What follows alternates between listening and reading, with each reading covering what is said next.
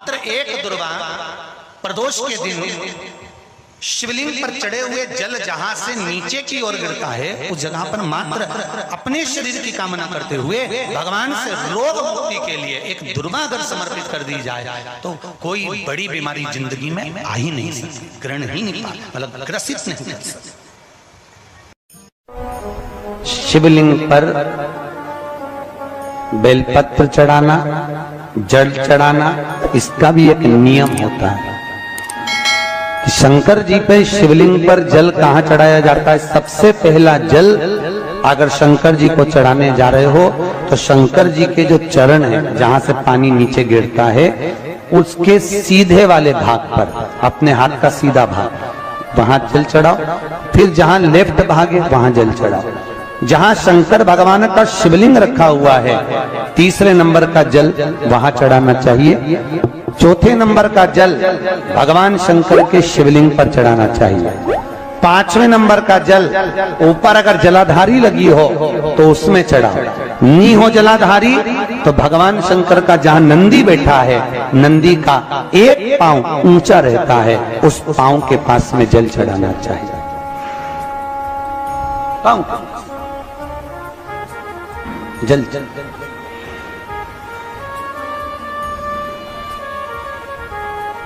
चरण के पास में। ऐसे 5 स्थान दिए हैं जल चढ़ाने के लिए।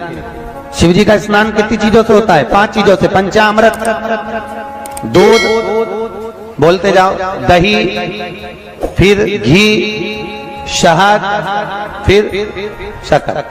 ये 5 चीजों का प्रमाण क्या है? शास्त्र कहता है दूध चढ़ाने से घर में संतान की वृद्धि होती है। दही चढ़ाने से भगवान शिव के, अगर शिवलिंग पर हम दही चढ़ाते हैं, उससे परिवार में प्रेम बढ़ता है। क्या बढ़ता है? प्रेम। फिर घी चढ़ाने से हमारे घर से रोग दूर होता है। शहद चढ़ाने से, भगवान शंकर पर जो शहद चढ़ाया जाता है, वो चढ़ाने से घर में संपदा की वृद्धि होती है। और 5वें नंबर पर भगवान को शक्कर, खांड जो आप जानते होंगे, शक्कर आदि पिसी हुई चढ़ा देने से, शिव जी को चढ़ाने से हमारे घर के बच्चे जिद्दी नहीं होते। क्यों कहते हैं? जो बच्चा जिद्दपन करता हो, जो बच्चा जिद्दी रहता हो, तो क्यों कहते हैं कि अवधूतेश्वर महादेव का नाम लो और उसके हाथ में शक्कर की कटोरी देकर शंकर जी पे चढ़वा दो, बच्चा कभी जिद्दपन नहीं करता। अवधूतेश्वर महादेव का नाम लेकर सोमवार की अष्टमी के दिन चढ़ाया जाता है। सोमवार की अष्टमी को अवधूतेश्वर का नाम लेकर सूर्य नारायण भगवान को अर्घ दिया और सूर्य नारायण भगवान को अर्घ देकर जिस पात्र से अर्घ दिया था वही पात्र ले जाकर जल शिव जी को चढ़ा दिया। जैसे कल आपको कथा में कहा था कि रविवार के दिन सूर्य नारायण भगवान को अर्घ देकर सोमवार के दिन उसी पात्र से शंकर को जल चढ़ाया जाए तो जीवन में जो विघ्न आते हैं, तकलीफें आती हैं, रोग आता है, दुख आता है, कष्ट आता है, बीमारी आती है, या कोई विशेष परेशानी आ जाती है, तो वो अर्घ का कलश ले जाकर उसको जब आप सूर्य को चढ़ा देंगे खाली हो जाएगा। उसी कलश को मांजना धोना नहीं, उसी को दूसरे दिन शिव जी पर ले जाकर उस जल को समर्पित कर देने पर फल की प्राप्ति। क्यों कहते हैं? जो बच्चा बार बार बीमार पड़ रहा हो, बार बार सर्दी हो रही हो, बार बार बीमार पड़ रहा हो, खांसी चल रही हो, बार बार हॉस्पिटल लेकर भागना पड़ रहा हो बच्चे को, छोटा सा अगर बच्चा है, 8 साल के अंदर बच्चा है और बीमार ज्यादा पड़ रहा है, तो आटे का दिया बनाओ, 4 बत्ती रखो, उसमें तिल्ली का तेल डालो, अवधूतेश्वर महादेव का नाम लेकर बच्चे के ऊपर से 21 बार उतारो और किसी चौराहे पर ले जाकर रख दो। जिंदगी में बच्चा कभी बीमार नहीं पड़ेगा, बच्चा स्वस्थ रहे, आनंद में रहे, आनंद में रहे, स्वस्थ की मूल। और वैसे भी प्रथम सुख, अरे बोलो तो, निरोगी काया। घर का प्रथम सुख निरोगी काया। व्यक्ति अगर धन की मूलता नहीं है, साहब पैसा अपनी जगह पर है, फिर निवेदन करता हूं, धन अपनी जगह पर पड़ा है, सबसे पहला है परिवार में सब स्वस्थ रहें, सर्वे भवन्तु। कभी दुख की घड़ी चल रही है, कभी समस्या चल रही है, तकलीफ चल रही है, रोग चल रहा है, बीमारी चल रही है, कष्ट बहुत है, तो उसके दरवाजे पर जाकर इस माथे को थोड़ा सा झुका लो। कभी कभी अगर तुमको लगे कि मेरे जीवन में बहुत बीमारियों ने मुझे घेर रखा है, तो प्रयास करा करो कि बेलपत्र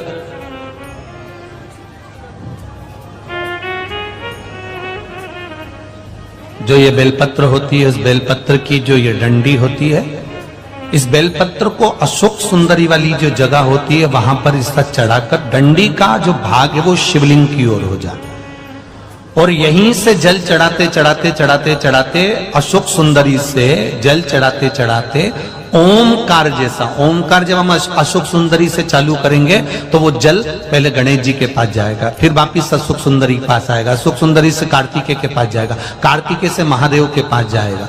ऐसा ओमकार जैसा जल, जब तुम्हें लगे कि बीमारी बहुत घेर रखी है और बहुत बीमारी ने घेर लिया, कोई किडनी, कोई लीवर, कोई बहुत शरीर में कष्ट, कोई रोग बीमारी, या कहीं तुमको ऐसा लग रहा है कि मेरा गर्भ 20 साल हो गए, 22 साल हो गए, संतान नहीं, तब भी इस प्रयोग को जरूर करिएगा। डंडी का मुख शिवलिंग की ओर, पत्ती का मुख अशोक सुंदरी की ओर, जल चढ़ाते समय अशोक सुंदरी से धार चालू कर कर गणेश जी पर, गणेश जी मालूम है ना सबको कहां गणेश जी होते हैं, कहां कार्तिकेय होते हैं, एक बार समझ लो उसको भी अच्छे से।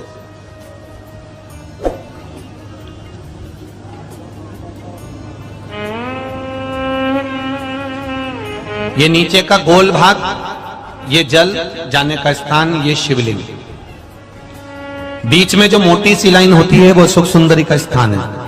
शंकर जी के राइट में जहां से पानी नीचे गिरता है उसके कोने पर गणेश जी का स्थान, इधर कार्तिकेय का स्थान। ये शिवलिंग, ये जो गोल भाग है ये माता पार्वती जी का हस्त कमल है। ऊपर से जो बूंद बूंद जल कलश में से गिरता है वो शंकर भगवान की 5 लड़कियां, जया, विषहरा, सामरीवारी, दौतली और देव, ये शिव जी की 5 लड़कियां ऊपर से जल की बूंद गिराती हैं। हम जब भी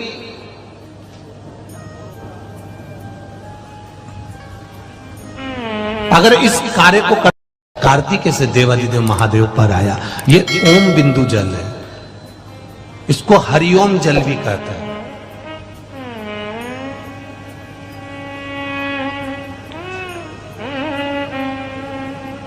उज्जैन महाकाल में भगवान शंकर को सवेरे सवेरे सबसे पहला जो जल चढ़ता है वो हरिओम जल चढ़ता है।